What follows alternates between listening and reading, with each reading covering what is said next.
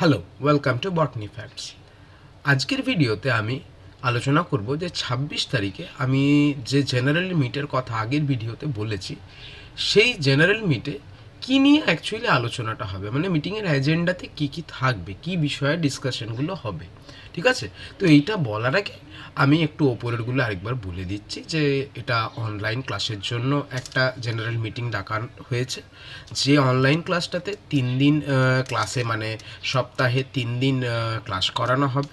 Recorded class পাওয়া যাবে, মানে প্রত্যেকটা ক্লাসের রেকর্ডেড ভিডিও পাওয়া যাবে, যেটা ইউটিউবে আনলিস্টেড ওয়েতে তোমাদেরকে প্রোভাইড করা হবে। হ্যান্ড রিটেন নোটস প্রোভাইড করা হবে, যদি প্রয়োজন হয়, বেশিরভাগ জায়গায় প্রয়োজন হবে সেই জায়গায় দেওয়া হবে, যদি না প্রয়োজন হয় সেই জায়গাগুলো দেওয়া হবে না, মানে ক্লাসটা সাফিসিয়েন্ট। ঠিক আছে, এবং মক টেস্ট হবে। আমি বলেছি যে প্রত্যেকটা চ্যাপ্টার শেষ করার পর মক টেস্ট হবে, বোঝা গেছে? মানে এই নয় যে প্রত্যেক উইকে আর্ধেকটা একটা কোনো হলো বা দুপাতা একটা কোনো জিনিসের পড়া হলো, আমি তার নেক্সট একটা ডেট ঠিক করে দিলাম যে রবিবার, প্রত্যেক রবিবার, এরকম মক টেস্টটা ঠিক আমি নিতে পারি না। তাই এই মক টেস্টটা আমরা কি করব, একটা টপিককে কমপ্লিট করার পরই মক টেস্টটা নেব।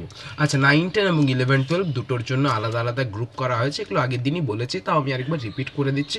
9, 10-এর জন্য 650 পার মান্থ, আর 11, 12-এর জন্য 750 পার মান্থ। ঠিক আছে, আমি সবাইকে বলেছিলাম যে গ্রুপে একটা কমন গ্রুপের লিঙ্ক এই ভিডিও ডিসক্রিপশনে বা আগের দুটো ভিডিও ডিসক্রিপশনে দেওয়া ছিল, এই ভিডিও ডিসক্রিপশনেও সেটা দিয়ে দেওয়া হবে। ঠিক আছে, তো সেই গ্রুপে জয়েন করার পরে সবাই কিছু না জিজ্ঞাসা করাতে নিজের নাম, গ্র্যাজুয়েশন এবং মাস্টার্সের ইয়ার এবং কোন ইউনিভার্সিটি থেকে সে পাস আউট, এর সাথে সে 9, 10-এর জন্য অপ্ট করতে চায় না 11, 12-এর জন্য অপ্ট করতে চায়, এই যে ডিটেলটা সে যেন দিয়ে দেয়। ঠিক আছে, আমি তোমাদের বলেছিলাম যে প্রবাবল কমেন্সমেন্ট ডেট যে কবে থেকে শুরু হবে, মোটামুটি একদম অনসেট অফ প্রবাবলি আমি আজকে ঘোষণা করছি যে 1 মে থেকেই হয়তো স্টার্ট হবে, depending upon the general meet. আর জেনারেল মিটে আমরা এই জিনিসগুলোই আলোচনা করব যে সবার কোনটা কনভিনিয়েন্স, কী রকমভাবে তারা শুরু করতে চায়। ঠিক আছে, তো মোটামুটি আমি ধরে নিলাম যে 1 মে বা 2 মে এটা দিকেই স্টার্ট হবে। বোঝা গেছে?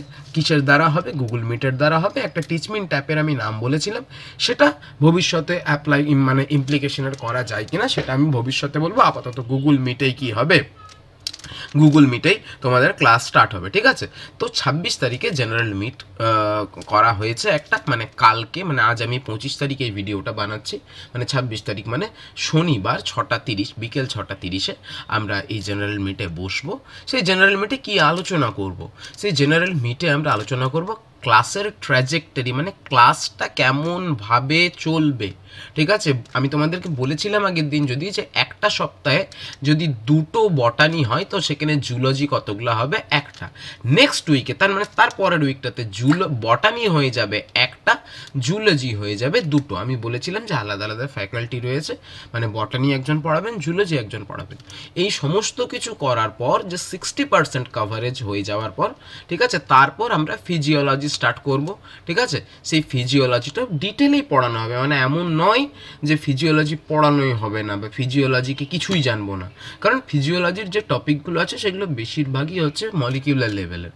তাই সেই টপিকগুলোকে পড়তে আমার মনে হয় না খুব একটা কষ্ট পেতে হবে। যেমন আমি তোমাদেরকে বলছি, যেমন ফিজিওলজিতে আছে রিনাল ফিজিওলজি, এটা কিন্তু জুলজির সাথেও ম্যাচ করে যাবে। জুলজিতে যেরকম রিনাল ফিজিওলজি পড়বে, ফিজিওলজিতেও রিনাল ফিজিওলজি ম্যাচ করে যাবে। ব্লাড জুলজিতেও আছে, ফিজিওলজি ব্লাড কেমিস্ট্রি দুটোতেই আছে, তো অনেকগুলো টপিক কোইনসাইড করবে, ম্যাচ পাবে। ঠিক আছে, তাইলে এই জুলজি বটানি পড়তে পড়তে, বটানিরও যেমন যদি আমি জেনেটিক্সের মলিকুলার বায়োলজি ওই পার্টটা পুরোটা পড়ি, ফিজিওলজির সাথেও কিন্তু সেম আছে, এবার জুলজির সাথেও সেম আছে। তাই একবার পড়লেই মোটামুটি জুলজি, ফিজিওলজি, বটানি তিনটেকেই করা যাবে। ঠিক, তো এই বিষয়গুলোই আলোচনা করব ক্লাস এই যে মিটিংটাতে, যে কেমন করে ক্লাসটা এগোবে, যে কোন কোন জায়গাগুলো কমন আছে যেগুলো একবার পড়লেই আমার জুলজি, বটানি, ফিজিওলজি তিনটে জায়গারই মানে যে মানে অ্যানেক্সচারগুলো দেওয়া আছে তার মধ্যে যে টপিকগুলো লেখা আছে সেই প্রত্যেকটা টপিকই আমার কমপ্লিট হয়ে যাবে। তো সেই জন্যই আমি বলছি যে বটানি এবং জুলজিকে 60% কভারেজ দেওয়ার পর আমরা ফিজিওলজিকে আমরা হিট করব। কারণ কি, যে এখন তো এমসিকিউ পরীক্ষা হবে, তো এমসিকিউ পরীক্ষা হলে না ফিজিওলজিকে ইকুয়াল ওয়েটেজ তুমি পাবে না। মানে মোট দেখবে, মানে আমি 2016-র নিয়ম বলছি, মোট 55খানা এমসিকিউ ছিল, এবার হতে পারে নতুন গ্যাজেট পাবলিশ হয়ে তারা নিয়ম চেঞ্জ করতে পারে, সেটা বিষয়ে আমি কিছু জানি না, ঠিক আছে। কিন্তু 55 নম্বরের যখন এমসিকিউ হয়েছিল তখন তুমি দেখতে পাবে যে বটানি এবং জুলজি এই দুটোতে ওয়েটেজ কিন্তু বেশি ছিল, সেই তুলনায় ফিজিওলজিতে কম ওয়েটেজ ছিল। বোঝা গেছে আমার কথাটা? হ্যাঁ, তা আমি বলছি যে তোমরা বটানি জুলজিকে আগে কভার করো, প্রত্যেকটা স্ট্রিমে যারা যারা মানে প্রত্যেকটা জুলজি ফিজিওলজি বটানি 3জন অনার্সের স্টুডেন্টদেরই এটাই সাজেস্ট করা মানে আমি করব, বা বিগত বছরের কোশ্চেন দেখলে বলবে, তোমরাও বলবে যে না আগে জুলজি বটানিটাকে ভালো করে কভার করো, তারপরে ফিজিওলজিকে আমরা টাচ করব, ঠিক আছে। বিশেষ করে যারা জুলজি এবং বটানি এবং জুলজি অনার্সের স্টুডেন্ট তাদের ক্ষেত্রে তো আমি এই সিকোয়েন্সটাকেই ফলো করতে বলবো যে প্রথমে জুলজি বটানি, তারপরে তুমি ফিজিওলজি করবে। এবার যারা ফিজিওলজি অনার্সের স্টুডেন্ট তাদের ক্ষেত্রে তো অলরেডি ফিজিওলজিটা প্রিপেয়ার হয়েই আছে, তাহলে তারা তখন বটানি এবং জুলজিটাকে পড়বে। তো এইটা হচ্ছে আমাদের নর্মাল স্ট্র্যাটেজিতে ক্লাসের ট্র্যাজেক্টরি স্ট্র্যাটেজি কী হবে পড়ার জন্য, তো সেই জিনিসটা আলোচনা করা হবে। ক্লাসের টাইমিং, যে কোন সময়ে সুবিধা হবে, সম্ভবত মানে এটা রাত্রের দিকেই করা হবে ক্লাসটা, কারণ অনেকেই ওয়ার্কিং, সেই ওয়ার্কিংদের সুবিধা কখনোই আমি দেখেছি যে এটা সন্ধ্যের দিকেই মানে লেট ইভিনিংয়ে যদি আমরা করি তাহলে সবাই ক্লাসটা করার সুযোগ পায়, মানে লাইভ ক্লাসটা করা হয়। যদিও আমরা রেকর্ডেড ভিডিও দেবো আমি, ঠিক তো রেকর্ডেড ভিডিওর সাথেও আমি চাইবো যে সবাই যদি লাইভ ক্লাস করে তাহলে এটা তাদের জন্য বেনিফিশিয়াল হবে। হয়েছে?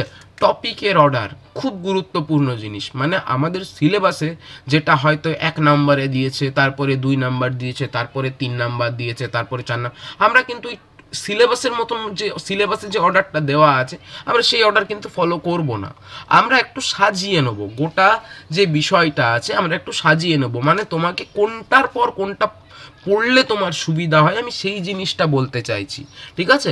যে আমি যদি মনে করো যদি আমি হয়তো অপেরন কনসেপ্ট পড়ছি, এবার অপেরন কনসেপ্টটা পড়ার পর হয়তো আমার সিলেবাসে কোথাও মেনশন করা আছে যে তুমি ট্রান্সক্রিপশন পড়ো না, তাহলে তো এটা গন্ডগোল হয়ে গেল। একটা জাস্ট উদাহরণ দিচ্ছি, আমি যখন অপেরন কনসেপ্ট পড়বো তখন তো আমাকে প্রোমোটারের কথা জানতে হবে, সেই প্রোমোটারেরটা কথাটা প্রথম জানবো যখন আমি ট্রান্সক্রিপশন পড়বো।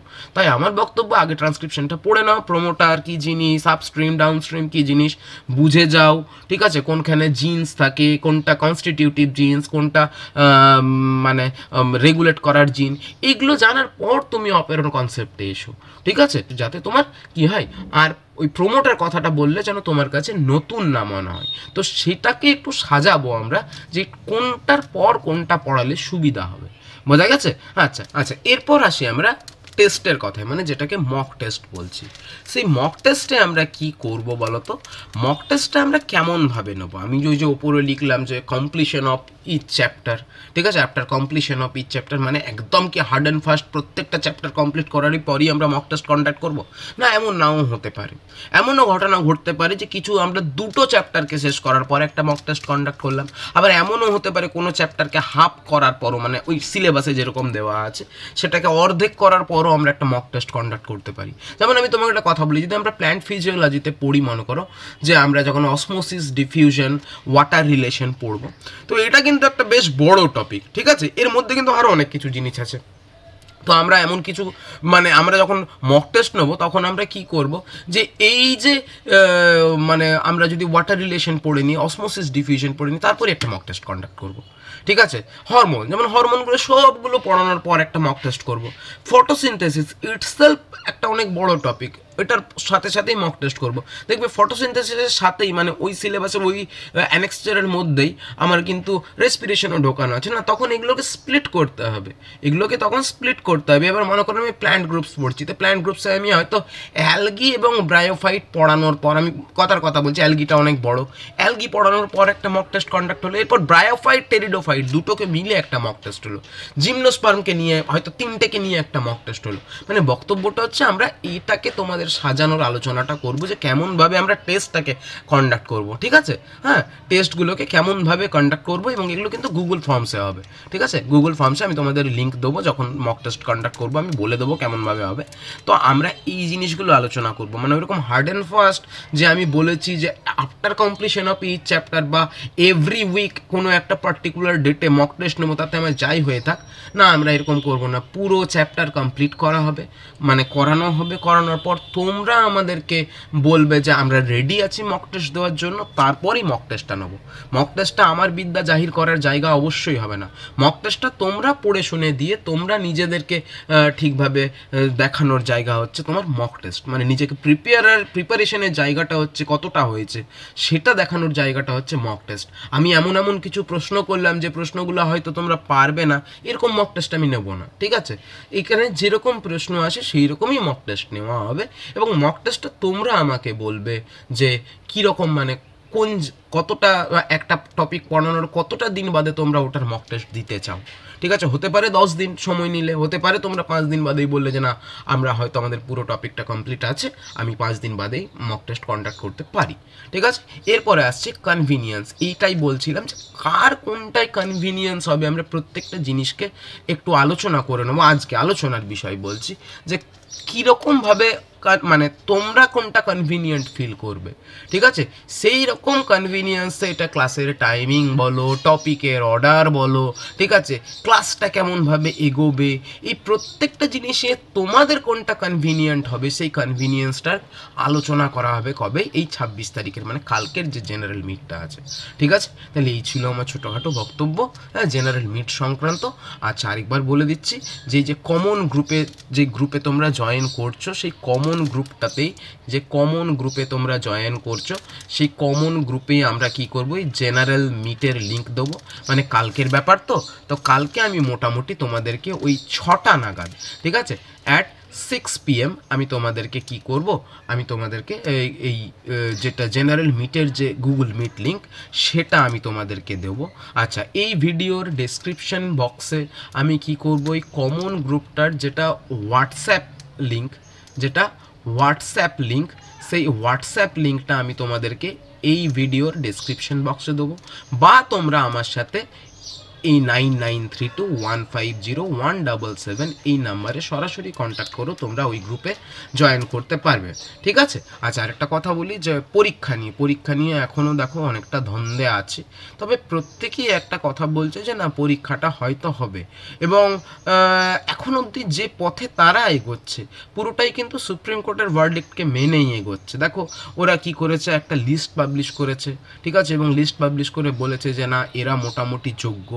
এই লিস্টটা কিন্তু ওটার জন্য দেয়নি, এই লিস্টটা মানে দেয়নি যে তারা যোগ্য, মানে তারা একদম ভ্যালিড, এটা বলতে চাইনি। এই লিস্টটা দেওয়া হয়েছে ডিআই অফিসকে, এবং ডিআই অফিসকে দিয়ে তারা বলেছে যে এদের বেতন আপনারা চালু করতে পারেন কারণ এরা যোগ্য। কারণ সুপ্রিম কোর্টে লাস্ট ভার্ডিক্ট দিয়েছিল যে 31শে ডিসেম্বর অবধি, 31 ডিসেম্বর অবধি এদেরকে মানে বেতন এদেরকে চালু রাখা হোক for the sake of student, মানে স্টুডেন্টদের ভবিষ্যৎকে দেখে যাতে ক্লাসে অসুবিধা না হয়, তাই তাদেরকে কি করব 31শে ডিসেম্বর অবধি তাদেরকে আমরা স্কুলে আসার পারমিশন দিলাম, এবং মানে সবৈতনিক তাদেরকে বেতন দিয়ে।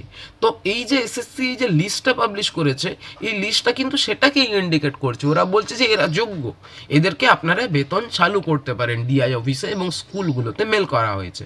এর মানে কিন্তু এটা একবারও বলেনি যে তোমরা যোগ্য মানে তোমাদের চাকরি থেকে গেল, এখন অবধি এটা করেনি। যাই হোক এগুলো কী ব্যাপার সেটা তো তোমরাও বুঝছো, আমিও বুঝছি, কিন্তু আমরা কোনো এইসব কথাই না, যে এখন যেটা করবে আমাদের সেটাই মেনে নিতে হবে আপাতত, ঠিক আছে? তো আমার মনে হচ্ছে যে এরা পরীক্ষার দিকেই এগোচ্ছে, ঠিক আছে, যে পরীক্ষার দিকে যদি এগোয় তাহলে কিন্তু সবাই মোটামুটি সুযোগ পাওয়ার একটা জায়গা রয়েছে।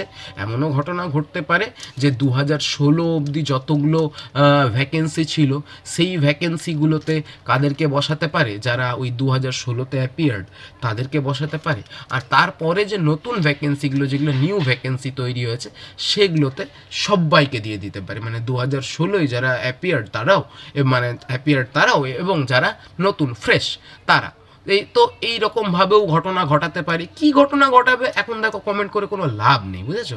যে কি হবে সত্যি আমরা বলতে পারবো না, আর বলাটা ভুলভাল হবে। এগুলো একটা প্রেডিকশন যে এরকম ঘটনা ঘটতে পারে, এরকম ঘটনা ঘটলেও কেস হবে, আবার যেরকমই ঘটনা ঘটুক কেস একটা আরেকবার হবেই, দেখবে কিছু না কিছু ওরা ভুলভ্রান্তি করবেই, আরও কেস হবে, আরও এটা ঝামেলায় পড়বে। মোদ্দা কথা, it is the right time to start your মানে সিলেবাস, এই সিলেবাসটা তোমরা এবার পড়াশোনা শুরু করো, কারণ এবার যদি পরীক্ষা হয় সেটা কিন্তু খুব কম সময়ের মধ্যে হবে। এটা আমার অ্যাজাম্পশন যে পরীক্ষাটা আমি ওই অনেক দিন ধরেই বলে আসছি যে সম্ভবত হয়তো অক্টোবর কিংবা নভেম্বর এইরকম টাইমে তারা যদি পরীক্ষা করে তাহলে গোটা প্রসেসটা হয়তো তারা 2026-এর ফেব্রুয়ারি মাস অবধি কী করতে পারবে, কমপ্লিট করতে পারবে। এই যে সুপ্রিম কোর্ট দিয়েছে 31শে ডিসেম্বরের মধ্যে পুরো প্রসেসটাকে কমপ্লিট করতে হবে, এটা বড় চাপের জিনিস। যদি এটাকে করতেই হয় না তাহলে দেখবে পরীক্ষাটা হয়তো সেপ্টেম্বরে করতে হচ্ছে তাদেরকে, কারণ পরীক্ষা নিতে হবে, পরীক্ষার পর তাদের ভাইভা নিতে হবে, মানে পার্সোনালিটি টেস্ট, তারপরে তাদের রিক্রুটমেন্ট হবে, ঠিক আছে। তো এই পুরো প্রসেসটা এবং সাথে গ্রুপ সি গ্রুপ ডি তাদেরকেও নিতে হবে, পুরো প্রসেসটাকে কি করতে এত জলদি এটাকে মানে এক্সিকিউট করা খুব চাপের ব্যাপার, ঠিক আছে। তো তোমরা ভেবে নাও যে নিজেদের এইভাবে রেডি করো। প্রত্যেককেই বলবো যে অক্টোবর থেকে নভেম্বরের মধ্যে পরীক্ষা হবে, ইভেন আরও আগেও হতে পারে, ঠিক আছে, সেপ্টেম্বরেও হতে পারে, ঠিক আছে। তো এটা হচ্ছে ব্যাপার। দেখো ওরা যা বলেছে যে মে মাসের মধ্যে নোটিফিকেশন, তাইলে মে, জুন, জুলাই, আগস্ট, ঠিক আছে। 2010 সালের পরীক্ষার কথা বলি, 2010 সালে আগস্ট মাসে কি হয়েছিল, নোটিফিকেশন দিয়েছিল, অক্টোবরে পরীক্ষা হয়ে গেছিল, 10/10/2010, মানে 10 অক্টোবর 2010-এ পরীক্ষা হয়েছিল, খুব কম সময়ে পরীক্ষা হয়েছিল। তাহলে এইরকম সময়েও কিন্তু পরীক্ষা হতে পারে, হয়, এটা ইতিহাস বলছে যে এরকম পরীক্ষা হয়। তাহলে এই জিনিসগুলো তোমরা একটু ভেবে পড়াশোনাটা স্টার্ট করো, বোঝা গেছে? এইটুকুনি বলার ছিল। চলো, থ্যাংক ইউ। কাল তাহলে মিটিংয়ে যারা যারা ইচ্ছুক তাদের সাথে ওই গ্রুপে জয়েন করবে এবং মিটিংয়ে তাদের সাথে আমার দেখা হবে।